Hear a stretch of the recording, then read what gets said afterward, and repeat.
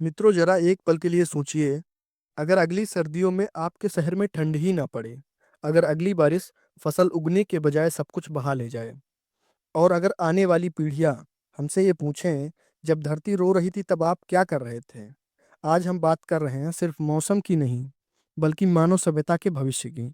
इस कहानी का नाम है जलवायु परिवर्तन। जलवायु परिवर्तन कोई अचानक आई आपदा नहीं है, यह एक धीमी, खामोश और लगातार बढ़ती हुई प्रक्रिया है। यह ऐसे है जैसे धरती को बुखार हो लेकिन हम थर्मामीटर ही तोड़ दें। वैज्ञानिकों के अनुसार पिछले 150 वर्षों में धरती का औसत तापमान लगभग 1.1 डिग्री सेल्सियस बढ़ चुका है। सुनने में यह छोटा लगता है, लेकिन 1 डिग्री बाढ़, सूखा, तूफान और तबाही सबका आधार है। 2021 आईपीसीसी की ऐतिहासिक रिपोर्ट। इस रिपोर्ट में दुनिया के 195 देशों के हजारों वैज्ञानिक ने एक सुर में कहा, अब शक की कोई गुंजाइश नहीं बची। जलवायु परिवर्तन के लिए इंसान जिम्मेदार है।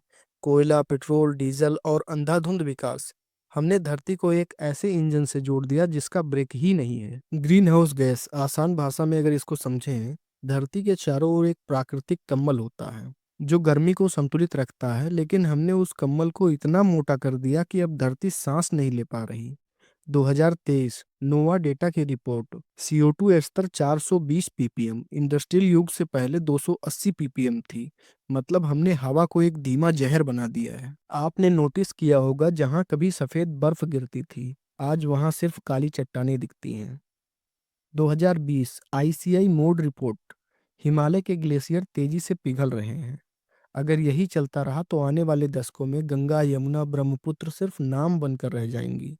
यही वजह है कि केदारनाथ जैसे इलाकों में अब मौसम पहले जैसा नहीं रहा। अगर भारत की सच्चाई आंकड़ों के साथ समझते हैं, 2022 भारत का सबसे गर्म साल था। 49 डिग्री सेल्सियस तक तापमान, लगातार हीट वेव, मजदूर, किसान, बच्चे सबसे ज्यादा प्रभावित हुए। IMD रिपोर्ट कहती है, एक्सट्रीम वेदर इवेंट्स अब अपवाद नहीं, नया नॉर्मल बन चुके हैं।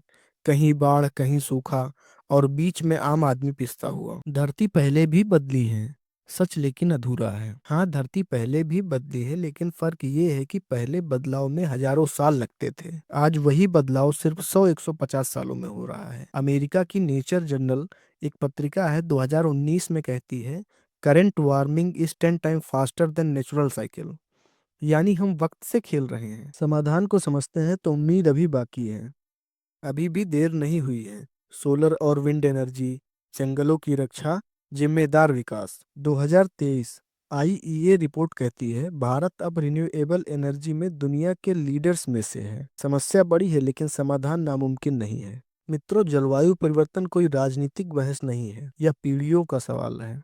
अगर आज हमने धरती का साथ नहीं दिया तो कल धरती हमें पहचानने से इनकार कर देगी। फैसला आज है, वक्त तभी है। मित्रों, यहाँ तक आ गए हैं तो हमारे चैनल को सब्सक्राइब करें, हमारे वीडियो को लाइक करें। जय हिंद मित्रों।